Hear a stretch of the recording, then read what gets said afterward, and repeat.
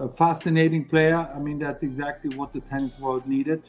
Very charismatic. It was a spectacle of artistry on the tennis court, yet the outcome was a stark reality. On a Sunday in Monte Carlo, the red clay witnessed Jannik Sinner hoisting the trophy while Carlos Alcaraz saw his world #1 ranking slip away. This was not an isolated incident, it was the culmination of a worrying trend. Just weeks prior, Alcaraz was defeated by the 36th-ranked Sebastian Korda in Miami, and before that, his campaign at Indian Wells was cut short by Daniil Medvedev. A pattern of vulnerability was beginning to emerge for the Spanish prodigy. For that, Medvedev ended his Indian Wells run. Alcaraz badly wanted to win, wanted to come out and penetrate the court enough, and he has that kind of confidence in his game. He possesses the confidence and skill to dominate the court, yet a player with 8 Grand Slam titles and a career slam to his name is now suffering defeats that should be unthinkable.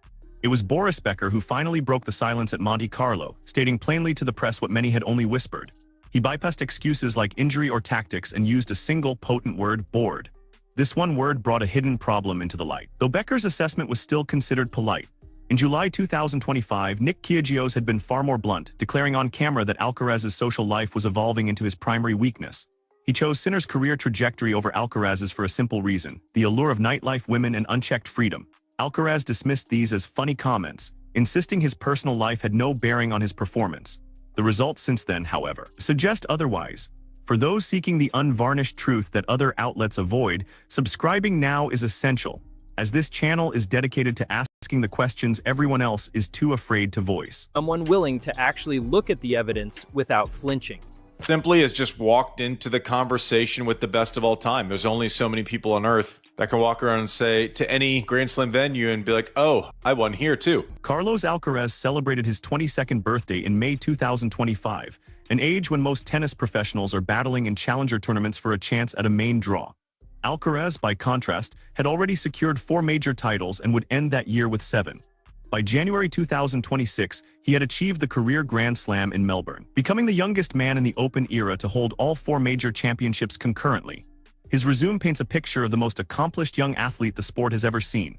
So why would a figure like Boris Becker describe him as bored in Monaco? The word was chosen with intent, a hallmark of Becker's analytical commentary. He lauded Alcaraz as a true artist, and precisely what tennis needed: lofty praise from a 6-time major winner. But this praise came with a significant caveat. Artists require inspiration, and if victory becomes too routine, boredom can set in. This wasn't just a compliment with a minor note.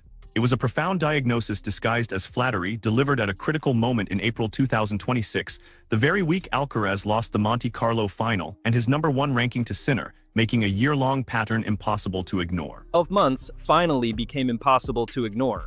They're going to look at Carlos and what he does and how he loves to be aggressive and move forward, because we lost a lot of that. You don't see the volleying that much, but I think that's going to... Travel back to March 2025, when Alcaraz entered the Miami Open only to be eliminated in his first match by David Goffin, a Belgian veteran ranked 55th.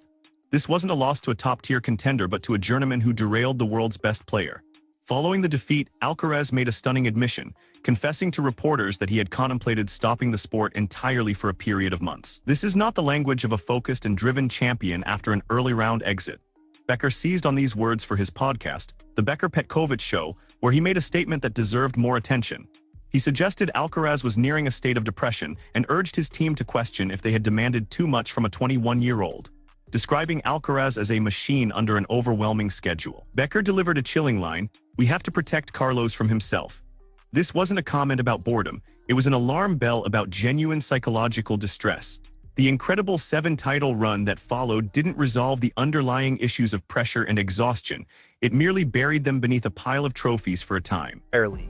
Not the wind, not tactics, a state of mind. 50-50 on them, who's the best. For me now, Carlos just feels... Clearly, we've never seen a more explosive tennis player ever than Alcaraz, right? As athletes evolve, is it possible that someone in 15 years' time can be even more athletic than Alcaraz? Or is he at the very, very top? I mean, I don't see how it's possible. But you said that 15, 20 years ago as well. Yeah, you said that with Rafa too, right? I don't see how it's possible. Exactly. But his just pure explosion, his fast twitch, I would put up with any athlete in the world. This is the point where the narrative threads of Becker's diagnosis and Kyrgios's accusations intertwine.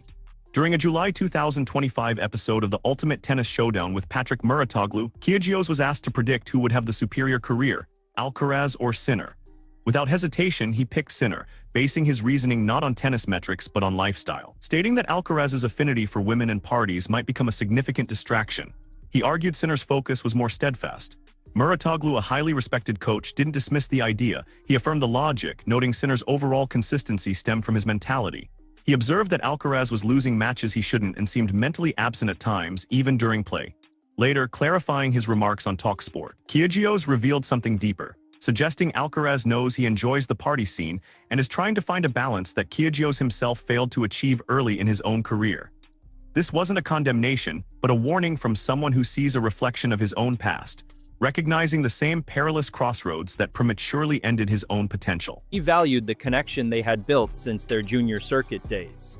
You guys had some good chemistry. About your friendship with Carlos, is there any truth behind the rumours? Alcaraz's public response at Wimbledon 2025 was carefully composed. He labeled Kyrgios's remarks as funny, and while conceding Sinner had fewer mental fluctuations, he insisted it was unrelated to the nightlife world. His answer was polished and PR approved, yet his acknowledgement of his own inconsistency was a subtle admission. The topic of his love life has been a constant presence. In a 2023 Vogue interview, he stated he had been single for 18 months, citing the complexities of maintaining a relationship while touring globally. By late 2025, however, the situation had shifted.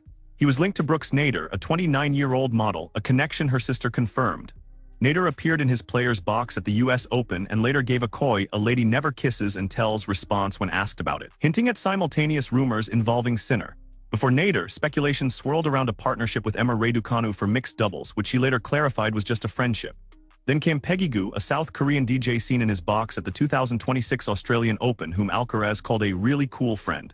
At the ATP Finals, when asked if his heart was taken, he laughed and repeated, "I'm free" 3 times, a response that only fueled more speculation. Legendary career already. I think Alcaraz definitely got room for improvement. It feels like we had seen the end of that kind of Carlos Alcaraz. They're going to look at Carlos and what he does and how he loves to be aggressive and move forward, because we lost a lot of that. I mean, Alcaraz, I'm sorry, but this guy's amazing. To understand the context, one must look at the unwavering discipline of tennis legends. Roger Federer would isolate himself before Grand Slams, Rafael Nadal's social life was virtually non-existent during the clay court season, and Novak Djokovic famously overhauled his entire lifestyle to achieve a higher level of performance.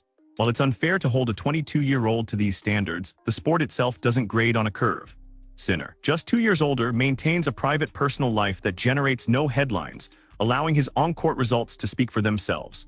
Alcaraz's decision to go to Ibiza for 3 days after his 2025 Roland Garros win, against his team's advice, serves as a specific point of concern. He defended it by saying he was there more mentally than physically, framing his actions as those of a normal person, an interesting perspective from someone whose life is anything but normal. This disconnect was also noted by Steve Johnson, who observed Alcaraz playing golf daily during the 2026 Miami Open and wondered if extracurriculars were becoming a problem. Italian legend Adriano Panatta was more direct after the Corda loss, accusing Alcaraz of a bad attitude and seeming listless, a word that perfectly aligns with Becker's diagnosis of a champion who is mentally absent when it matters most. Done. You know, it's just time. Timing is everything. You know, we keep wondering if there's ever, is there going to be anybody else? That question still is not answered. We're all so shocked. I have to say, Carlos. The central mystery remains unanswered, leaving many in the tennis world stunned by a player who appears distracted and not entirely focused. He is unable to navigate a tournament without intense scrutiny of who occupies his player's box or have a simple dinner with a friend without sparking relationship rumors. Yet Boris Becker's observation about the need for a challenge cuts through the noise. Sinner, he proposed, is that necessary inspiration. The rival required to prevent a supremely talented player from merely coasting. The Monte Carlo final should have been that challenge, with the #1 ranking and a title defense on the line. All the elements were there for Alcaraz to be fully engaged, yet he lost and admitted he didn't play well in the important moments. Now, Sinner is back at world #1 with a much lighter burden of points to defend on clay. Alcaraz, in contrast, must defend 300 points from his 2025 titles, creating immense pressure over the next 2 months. Every tournament for him is a defense, while for Sinner, it's an opportunity to build. If Alcaraz can maintain his focus, his immense talent is undeniable. His potential peak may be higher than any other active player. However, raw talent means little in the relentless grind of the ATP Tour if mental energy is being consumed elsewhere. Boris Becker sketched the outline of this problem in Monaco, using the diplomatic language of artistry and inspiration. But his sketch perfectly matches the more direct picture painted by Nick Kyrgios and the concerns about mentality raised by Muratoglu. The social life, the coaching transition, and the immense pressure are all interconnected threads pulling at the same fabric. Alcaraz is at a crossroads, forced to decide if he wants to be a great champion or simply the most famous 22-year-old on earth, as those two paths are not always parallel. Sinner has already made his choice, a fact the Monte Carlo scoreboard confirmed. The critical question is whether Alcaraz will make his before this clay season concludes. If you value this kind of unfiltered, evidence-driven analysis, subscribe to this channel and share this video with tennis fans who want the real stories behind the highlights. Comment below with your take. Is Alcaraz's social life his biggest hurdle, or is Becker pointing to a deeper issue? The conversation is now open.